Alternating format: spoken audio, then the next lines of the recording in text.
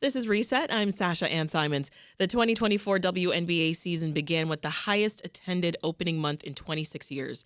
Season tickets sold out in record-breaking numbers. And viewership, well, Sunday's Indiana Fever Connecticut Sun playoff game was the most watched game across ESPN platforms ever. Needless to say, this has become a momentous year for the Women's Basketball League. The Chicago Sky started off on a high with star appeal from rookie players Angel Reese and Camila Cardoso. But with a series of injuries affecting the team, the season ended on a low note. But even though the Sky missed the playoffs this year, there was still some hope and a path for building back and reaching the top tier of the league. So here to reflect on a much-talked-about season and what's ahead for our home team is Annie Costabile, Chicago Sky and Red Stars reporter for the Chicago Sun-Times. Welcome back, Annie. Thank you so Always much for good to having see me. you. Yeah, great to be here. Also with us is Maya Goldberg-Safir, who's a fan who wrote about the Sky season for Southside Weekly. Welcome, Maya. And Sky superfan Quita of the Quita Loves Sports channel on YouTube. Hey, Quita. Hey, Sasha. All right, so Annie, I got to know, did you see the writing on the wall for the team not making the playoffs this year?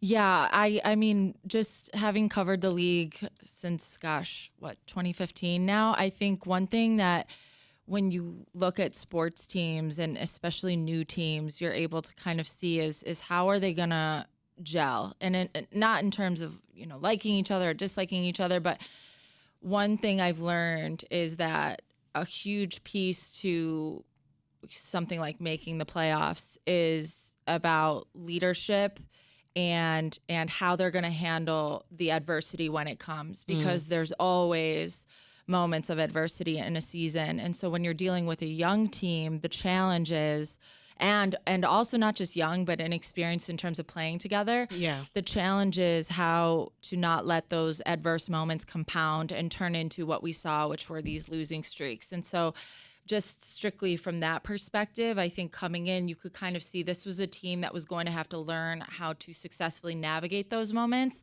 And this year was an opportunity to do so rather than coming in and right out of the gate understanding and being able to successfully navigate those moments.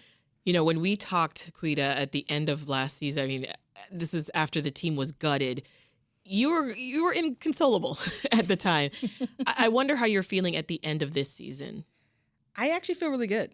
I feel really good whether Chicago Sky are. The reason why is, yes, I know a lot of people are upset we didn't make the playoffs and people are bummed about that. However, we do have 2 first-round picks for next year. We have what I consider as the future core for the team. It's Camila Cardoso, Angel Reese, and Chennedy Carter. We have a young squad, a brand new head coach. I think the future is bright for the Chicago Sky. We're going to probably not be that great next year either, but we should make the playoffs next year. And I think the building blocks really is 2 years from now, 3 years from now, the Sky will be a contending team. We have the potential. It's just about making some more changes, getting some more shooters, because you have your post core already. Yeah, working out those kinks that Annie was talking about there. Now, you're a season ticket holder, and so are the people that sit near you. I mean, what was the vibe this season? Up and down. Initially, we were very excited. There were a lot of Sky season ticket holders that are around me that did not renew. So at the end of last year, they were like, nope, I'm done. The Sky, there's no pathway forward. And then first game of the year, I end up seeing them. They're sitting in a separate section because Angel Reese brought them back. And overall fandom up and down. Yeah. When we were winning, fans were very excited. Then we went on that losing streak and fans were mad. And now it's sort of like, hey, we're looking forward to the future. So fans are kind of neutral right now. Well, Maya, I wonder if you can relate. You've been a fan of the WNBA for a very long time. You've been encouraging people to pay more attention to this league. Did you see this huge amount of interest coming? Yeah, I think that, so at the beginning of the season, I actually went to the WNBA draft in April in downtown Brooklyn. And, that was coming off of this tremendous historic NCAA season. The championship had taken place just 8 days before.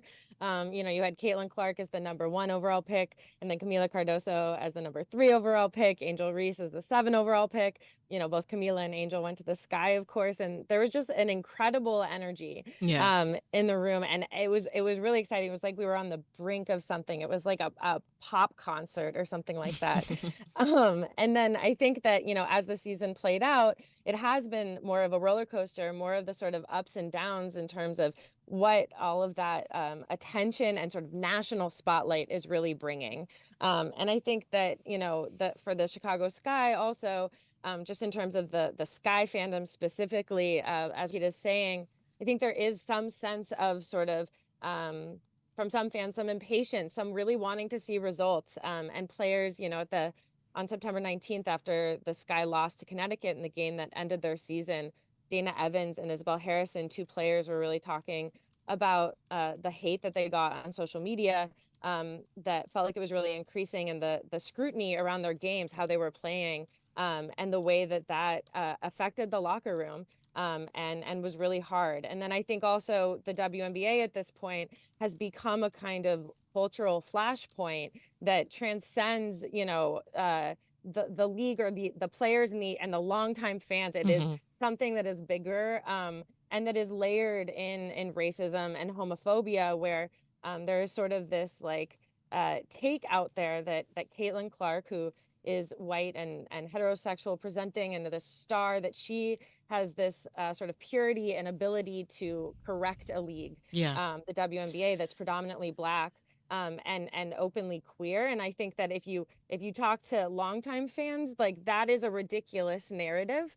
And there's a lot of harassment that is coming in of players that players are now speaking out about and saying, we don't want this kind of fandom that's going to degrade us and be racist, as Alyssa Thomas said just last night.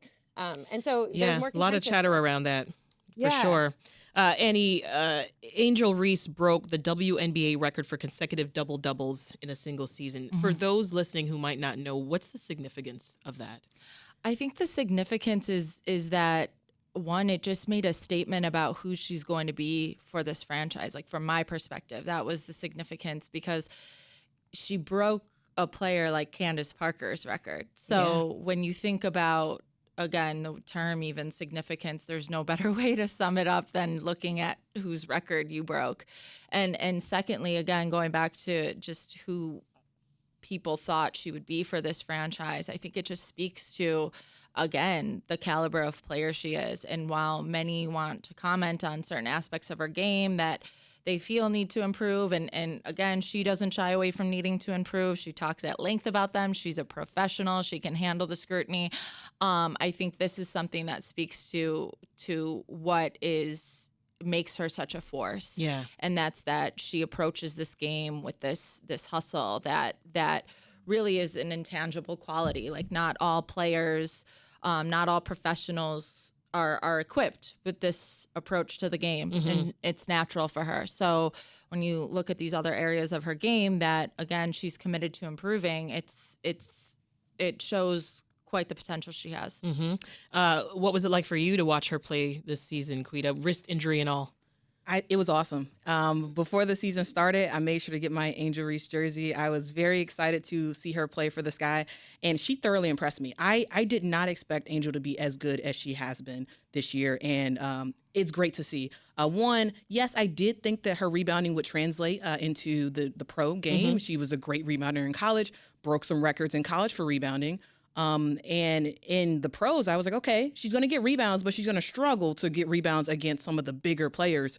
But that wasn't the case. Angel Reese stood her own against the Jonquel Joneses of the WNBA, the Asia Wilsons, and others. And I was like, wow, okay. Angel Reese is not just a great rookie. She is a great WNBA player. Yes, she does have to have stuff to work on. Her shooting definitely does need to improve, but you cannot teach sort of having an eye for the basketball. And Angel Reese, she has an eye for the basketball. It doesn't matter where she's positioned.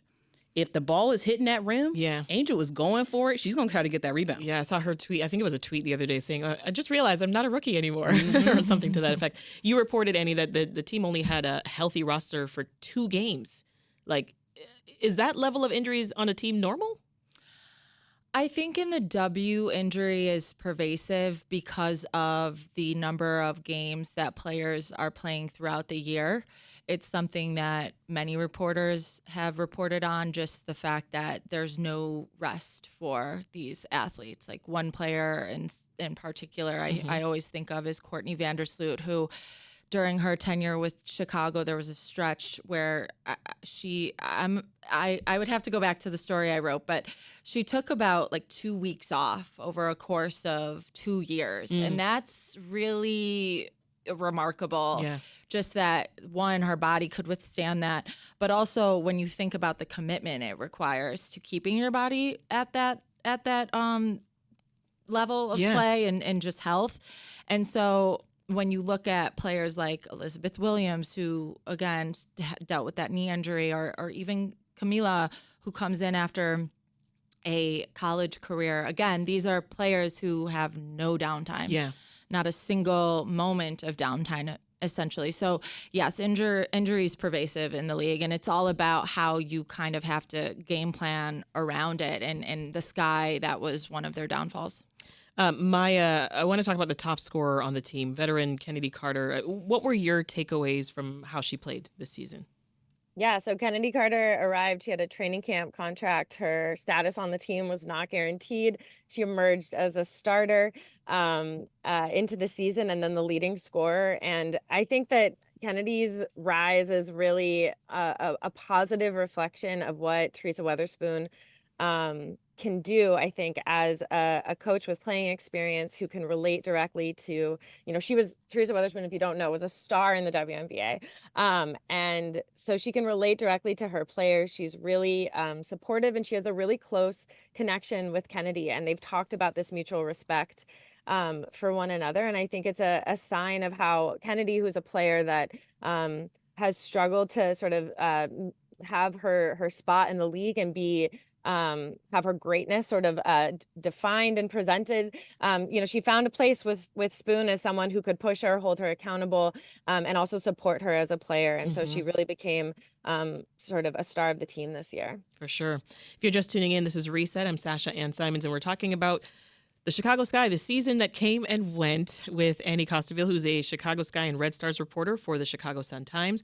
Maya Goldberg-Safir, who's a fan who wrote about the Sky season for Southside Weekly, also an independent project, Rough Notes, and Sky superfan Quita from the YouTube channel Quita Loves Sports.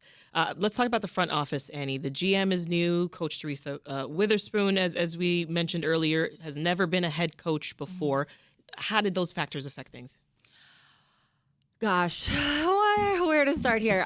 Give me the 1 minute version. Yeah, okay, the 1 minute version. So coming in, I think Teresa's just from the get-go was like only coming in to be a coach. And I think that really spoke volumes as to why it's important to have these jobs separated. I think James Wade did an incredible job juggling both, and he took a lot of pride in being able to do so successfully. That doesn't mean that one person should do both of these things. Yeah. And so from the get-go, Teresa being like, I'm the coach, not the GM. That I think spoke volumes. Jeff's ability to come in and flip some of these moves. He traded up to the number 7 pick to get Angel.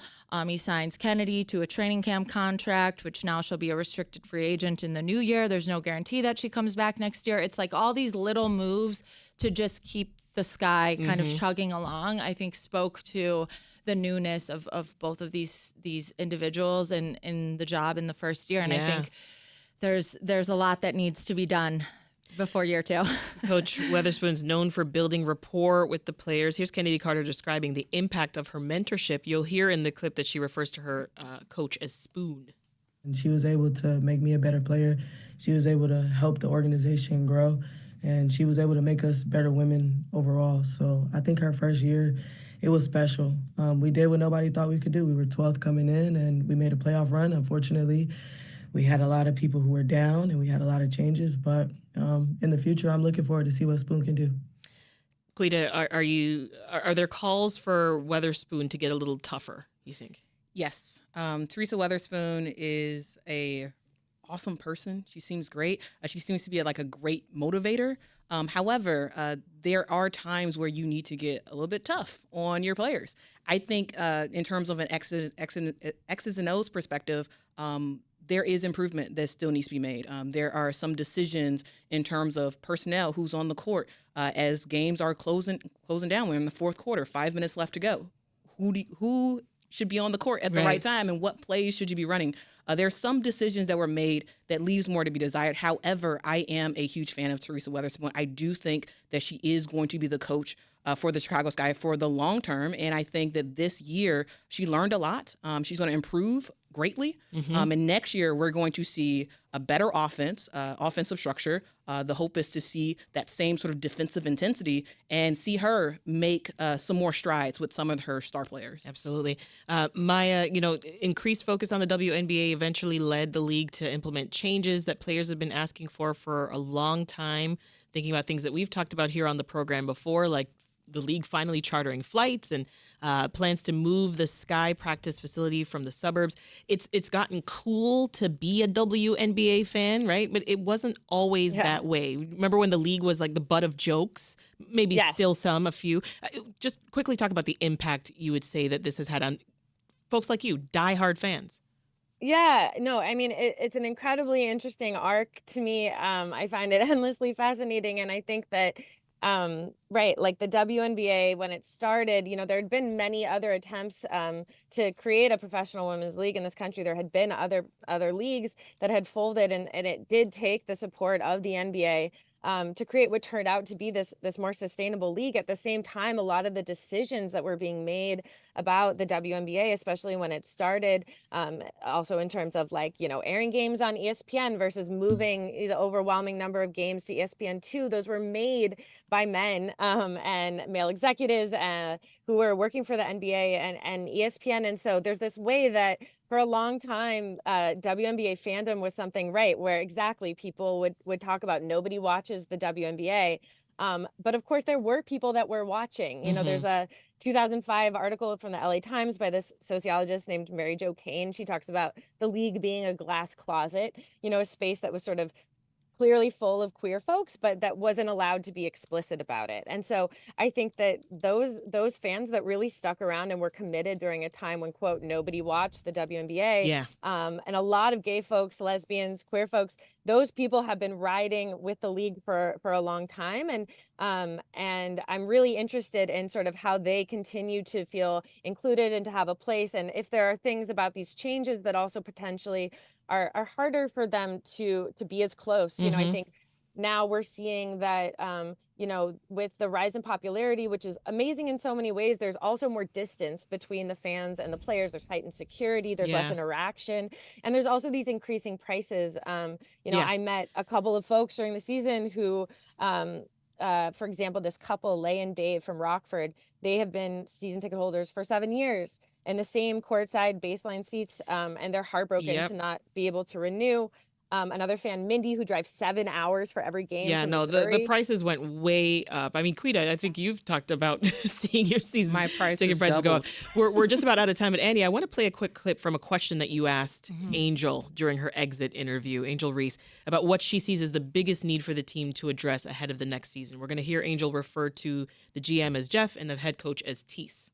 See, I don't have no doubt that Jeff and Teaspoon are going to bring the right pieces around, and I'm just continuing to look at that and obviously do what I can, because I'm a good GM a little bit on the low, but being able to just to help as best as I can, and just being able to do whatever it takes for somebody to want to come to this organization and feel comfortable and loved and wanting to come here and do what we want to do. So are you in Jeff's ear then? You say you're a GM on the low. Are you in his ear a little bit? Of course. No, I'm not in his ear. I mean, obviously players reach out and say they would love to play with me, so I'll just let him know when he does what he wants with it. Folks say they see the Sky GM building the team around Angel. Real quick, I want to know your ideal roster. You first, Annie. I think I wrote about this last week, a week and a half ago. Kelsey Mitchell is going to be the top free agent in this class, in this group of free agents. Quita's nodding. I think whether or not the Sky can get her is a completely different conversation. But a guard like Kelsey Mitchell added to this group. They need to add to their backcourt. That's the simplest way to put it. They need guards who can successfully make these entry passes to players like Camila, and they also need Angel to expand her shot range. Yeah. We'll leave it there. Annie Costabile is a Chicago Sky and Red Stars reporter for the Chicago Sun-Times. Maya Goldberg-Safir is a fan who wrote about the Sky season for Southside Weekly and independent project Rough Notes. And Quita, you can find at the Quita Loves Sports YouTube channel. Thank you all. Thanks. Thanks.